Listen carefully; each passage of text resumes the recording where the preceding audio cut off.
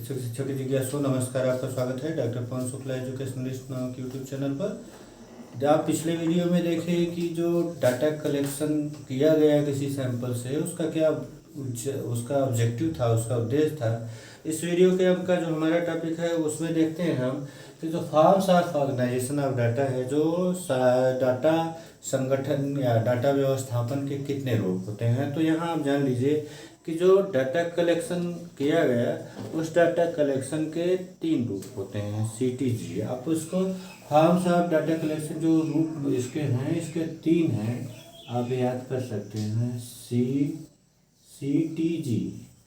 CTG का मतलब क्या है? क्लासिफिकेशन। सबसे पहले तो आप मतलब ये अलग अलग चीज़ें हैं, किसी भी आंकड़े का संदर्भ में ये तीनों बातें लागू होती हैं। दूसरा टेबुलेशन, सारणीयन, वर्गीकरण करना और सारणीयन करना, और ग्राफिकल रिप्रेजेंटेशन। ये ग्राफिकल का मतलब जो ग्राफी होता है जिसमें आप बहुभुज और तमाम उसमें देखेंगे। तो इसमें 3 चीज़ें आप देखें कि जो forms of organization of data है इसमें 3 चीज़ें आपको करनी पड़ेंगी। क्लासिफिकेशन करना पड़ेगा, टेबुलेशन करना पड़ेगा और ग्राफिकल रिप्रेजेंटेशन करना पड़ेगा। तो इसमें जो है आप आंकड़ों का वर्गीकरण करने का क्या तात्पर्य समझते हैं, ये एक एक करके बात करते हैं, ज़्यादा समय नहीं लेंगे आपका। इतना याद रखिएगा कि जो forms of data organization of data 3 types का होता है, 3 रूपों में इसको किया जा सकता है। आप उसमें CTG याद रखेंगे तो समझ में आपको बना रहेगा। C for classification, T for tabulation, G for graphical representation, यानी वर्गीकरण करना। आप वर्ग का तात्पर्य जानते हैं? वर्ग शब्द का अर्थ समझते हैं? वर्ग का क्या तात्पर्य होता है? जाति वर्ग, धर्म वर्ग, विशेष वर्ग का, या फिर कक्षा 9 वर्ग, वर्ग भी इस तरह से आपने देखा होगा। एक छोटा सा उदाहरण मैं आपको बता रहा हूँ, ध्यान से। आप जानते हैं फिर भी मैं आपको याद करा रहा हूँ, रिकॉल करवा रहा हूँ। जब आप कक्षा 9 में पढ़ते थे, 10 में पढ़ते थे, तो आपने देखा होगा वहाँ कुछ वर्ग लिखे होते हैं। कक्षा 9 वर्ग अ, कक्षा 9 वर्ग ब, कक्षा 9 वर्ग स। इस तरह से वर्ग जो लिखे होते थे उनका क्या तात्पर्य होता था, जरा से याद करिए। तो कक्षा 9 वर्ग अ का मतलब विज्ञान वर्ग था, ब का मतलब कला वर्ग था, स का मतलब कृषि वर्ग था। तो इस तरह से अब किस आधार पर बने? यह किसी विशेष गुण के आधार पर, जो एक कॉमन गुण है, विशेष उभयनिष्ठ। कॉमन की हिंदी है उभयनिष्ठ। विशेष उभयनिष्ठ गुण के आधार पर जब आप आंकड़ों को, या फिर आपके पास जो भी विषय हैं, सब्जेक्ट्स हैं, उनको अलग अलग करते हैं, जैसे ABCD करते हैं, तो ABCD ग्रुप आपने बनाया, या फिर कक्षा 9 का जो सेक्शन ABCD आपने देखा था, उसका तात्पर्य कुछ तो आपको समझ में आ गया होगा।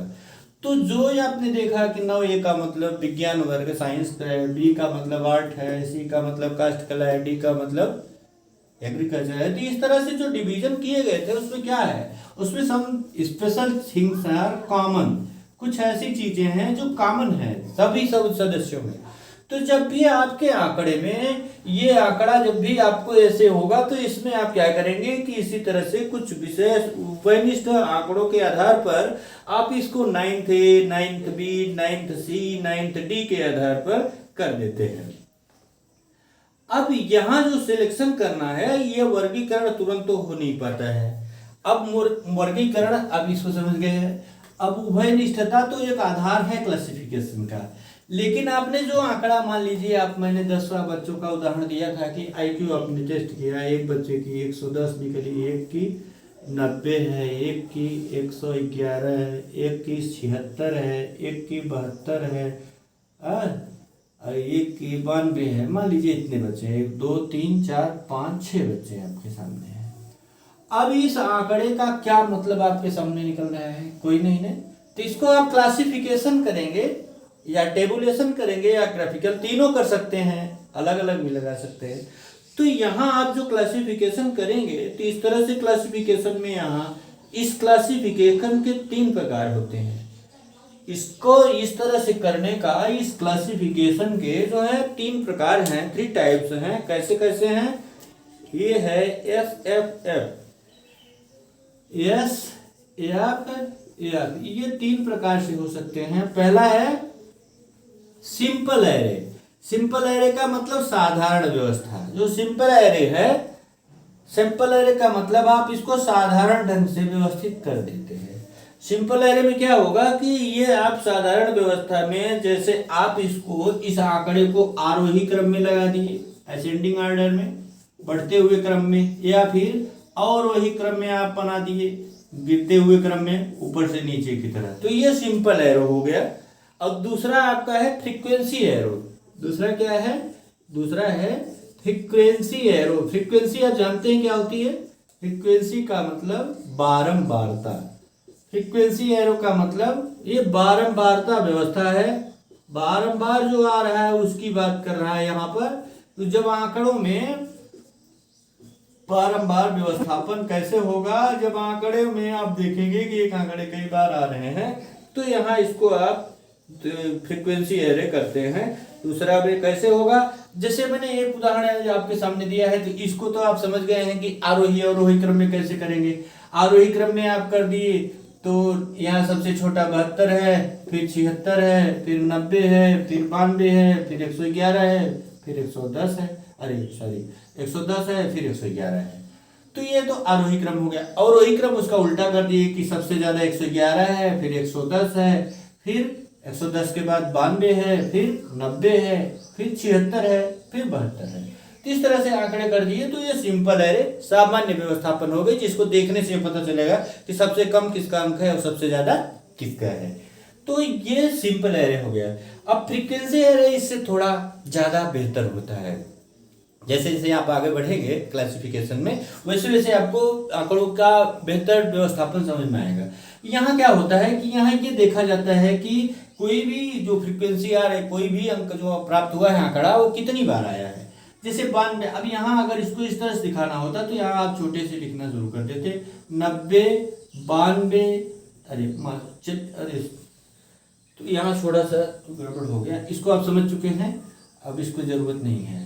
यहाँ लिखते हैं, देखिए सबसे छोटा 72, फिर 76, फिर कितना है 90 है, फिर 92 है, फिर 110 है, फिर 111। ये 6 बच्चों के आंकड़े में ये आपको यहाँ मिला है। ठीक है, इस तरह से आप अलग अलग भी कर सकते हैं, कोई दिक्कत नहीं है इसको करने में। यहाँ ऊपर आप लिखेंगे क्या? इसका प्राप्तांक, और यहाँ लिखेंगे एफ जो होता है छोटा एफ, ये बारंबारता का प्रतीक होता है, इसको याद रखिएगा। बारंबारता का मतलब अब आप देखेंगे कि 72 कितनी बार आया, 1 बार, 76 कितनी बार आया, 1 बार, 90 1 बार।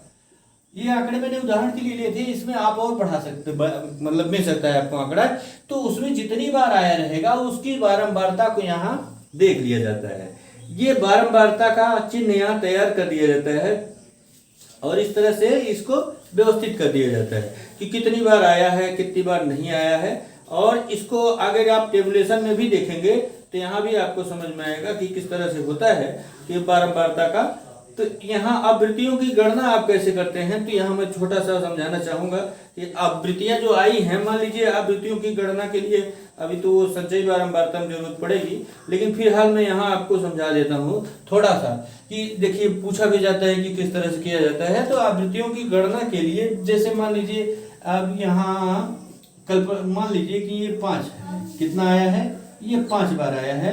यहाँ आप ऐसे गिन के नहीं लिखेंगे, जब वो आप आवृत्तियों की गणना करेंगे तो इसको रोमन अंक में लिखा जाता है। तो रोमन अंक में जैसे ये 1 है, अभी ये मान लीजिए 6 है, ये मान लीजिए 4 है, तो इस तरह से है। तो रोमन अंक में आप जानते हैं 1 1 ना, ऊपर लाइन नहीं रहती है, सिंपल 1 1 लाइनें हैं।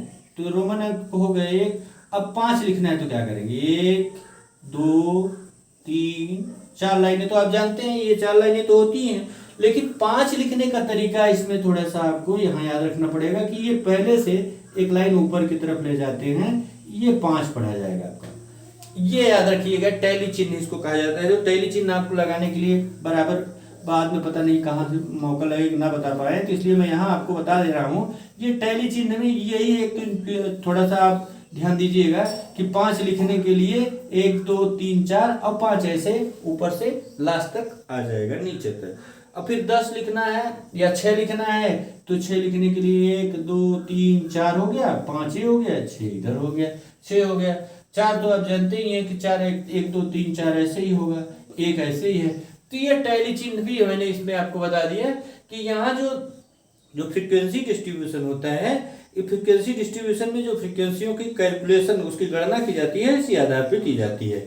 अब उसके बाद आप आगे बढ़ें तो ये फ्रीक्वेंसी डिस्ट्रीब्यूशन जो है, आप फ्रीक्वेंसी की जो एरे है व्यवस्था तो आप समझ गए, ये फ्रीक्वेंसी एरे हो गया।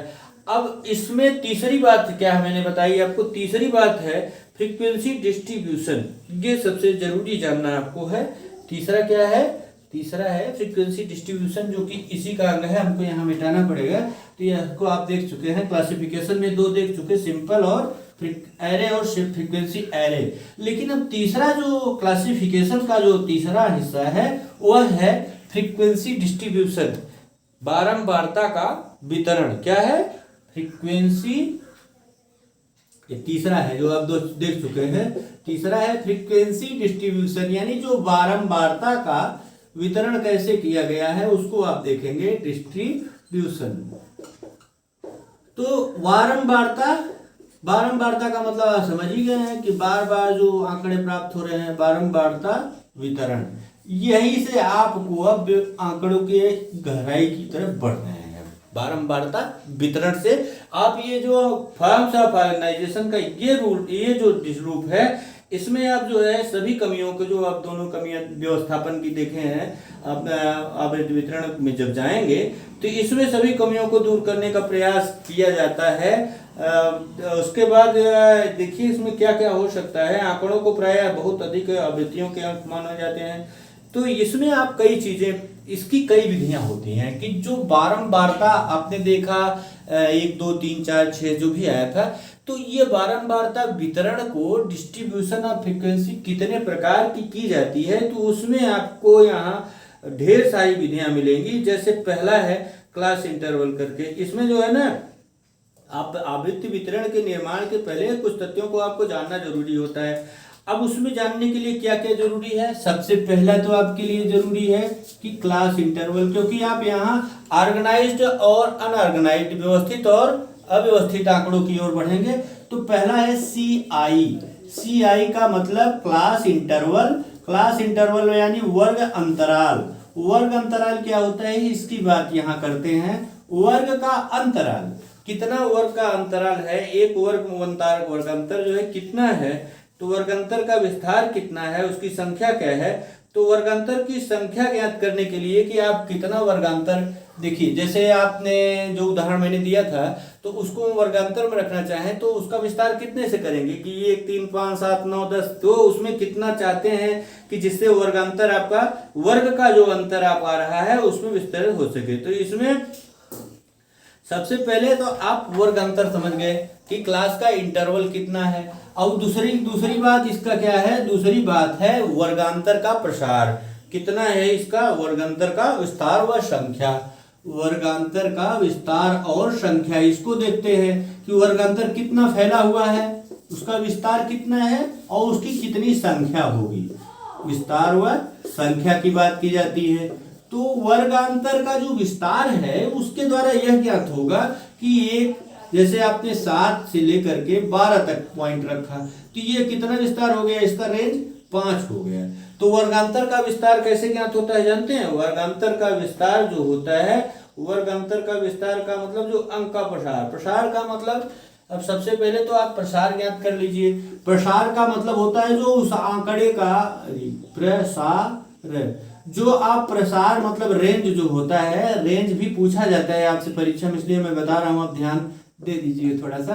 रेंज का मतलब होता है जो उच्चतम अंक है, जो आपके आंकड़े के पास जो आपने आंकड़ा प्राप्त किया उसका जो उच्चतम अंक है, उस उच्चतम अंक में से न्यूनतम अंक जो घटा देंगे वही उसका रेंज हो जाएगा।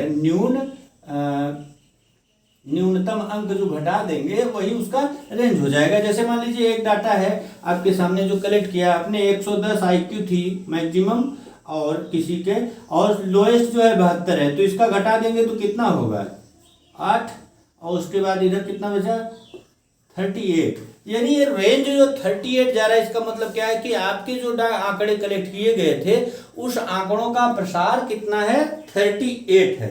अब ये 38 ज्ञात हो गया आपको कि 38 ये पूरा प्रसार है। अब उस 38 को आप डिवाइड करेंगे तो कैसे वर्गांतरों की संख्या ज्ञात करेंगे, उसके लिए आप क्या करेंगे, वर्गांतरों की संख्या बराबर होती है प्रसार बटा, अब आप देखिए वर्गांतरों की संख्या का निकालने का फार्मूला है, वर्गांतर कितने बनेंगे आपके आंकड़े में उसकी संख्या, उसका एक फार्मूला है, उसको निकालने के लिए आप इसे लिखेंगे वर्गांतरों की संख्या बराबर अंक प्रसार। कितना लिखेंगे, वर्गांतरों की संख्या बराबर अंक प्रसार। कितना आपका अंक प्रसार था, ये अंक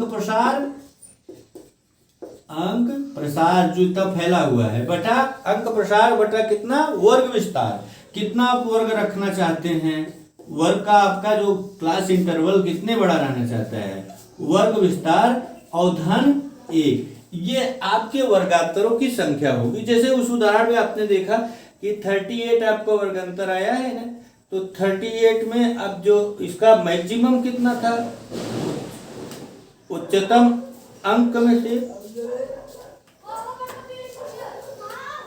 उच्चतम अंक में से न्यूनतम अंक, उच्चतम अंक में से न्यूनतम अंक आप घटा देंगे तो यहाँ आपको देखिए उच्चतम अंक में से न्यूनतम अंक घटाने पर अंक प्रसार प्राप्त हो गया। और अब वर्ग विस्तार कितना आप रखना चाह रहे हैं, तो मान लीजिए आपको 38 यहाँ मिले थे, एक एग्जाम्पल जो हमने लिया था, तो 38 अंक प्रसार है और उसमें आप 5 का वर्गांतर रखना चाहते हैं, तो धन 1 अभी कितना आया, भाग देंगे तो 5 7 10 5 धन 7.6 धन 1, यानी कितना हुआ 8.6 की प्राप्ति हुई। यानी इस तरह से आप जो वर्गांतर मिला आपको इसमें कितने बने वर्गांतरों की संख्या, इसमें आपके वर्गांतरों की संख्या बनी लगभग 9। तो इस तरह से ये वर्गांतरों का विस्तार और संख्या आपको ज्ञात हो जाएगी। वर्गांतरों की जब संख्या ज्ञात हो जाएगी तो देखिए ये जो फ्रीक्वेंसी डिस्ट्रीब्यूशन है, यही आपकी सांख्यिकी जो रिसर्च में अध्ययन किया जाता है, इस पर ही आपकी पूरी की पूरी सांख्यिकी चलती है। अब यहाँ वर्गांतरों की संख्या मतलब विस्तार बटा आकार धन 1 हो गया, तो अब उसके बाद आप क्या करते हैं, आगे बढ़ेंगे। अब उसमें देखेंगे कि आप कैसे उसको व्यवस्थित करते हैं। सीआई को तीसरा आपको उसका हो जाएगा कि क्लास इंटरवल की जो व्यवस्थापन है उसको कैसे करते हैं। तो क्लास इंटरवल का मतलब वर्ग अंतर को कैसे लिखें।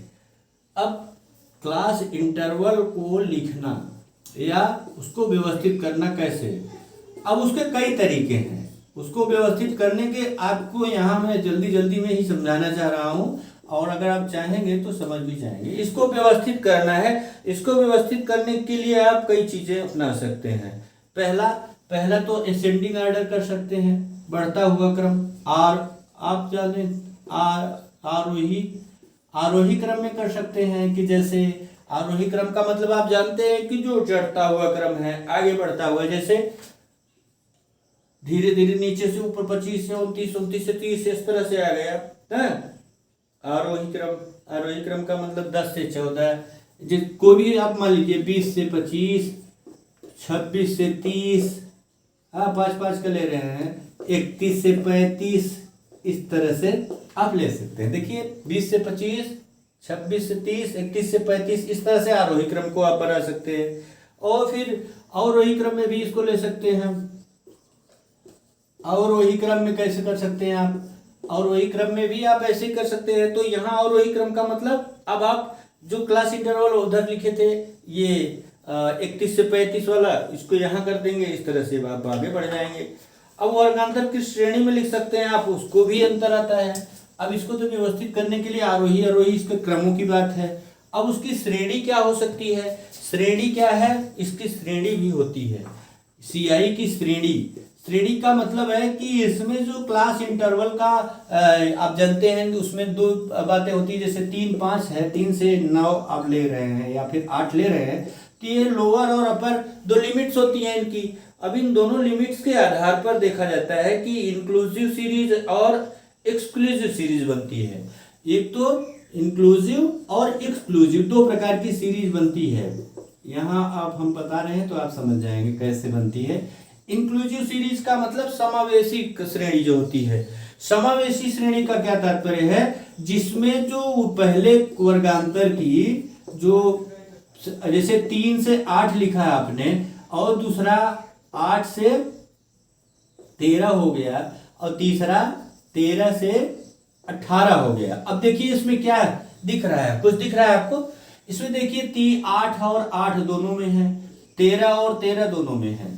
तो इस तरह से जो श्रृंखलाएं बनाई जाएंगी जिसमें पहले वर्गांतर की जो उच्चतम सीमा है वो दूसरे वर्गांतर की निम्नतम सीमा होती है, दूसरे की जो उच्चतम सीमा है वो तीसरे की न्यूनतम सीमा बन जाती है। तो ये इंक्लूसिव सीरीज हो जाती है। उसके बाद दूसरा देखें तो एक्सक्लूसिव सीरीज। इंक्लूसिव सीरीज के बाद क्या आएगा आपको? Exclusive series. एक्सक्लूसिव जो श्रेणी बनती है, अपवर्जी जो श्रृंखला बनेगी, अपवर्जी श्रृंखला क्या होती है? अपवर्जी श्रेणी में आप यहाँ 3, 8 और इस तरह से जो देखे कि श्रेणी में कॉमन था यहाँ कॉमन नहीं रहेगा। ये जो है अपवर्जी सीरीज में अभी समावेशी में यहाँ कॉमन नहीं रहेगा, अपवर्जी में कॉमन रहेगा। समझ में आई बात आपको? समावेशी में ये अपवर्जी हो गया, ये मैंने जो समझाया थोड़ा सा हो गया उल्टा। ये जो है ये अपवर्जी का था।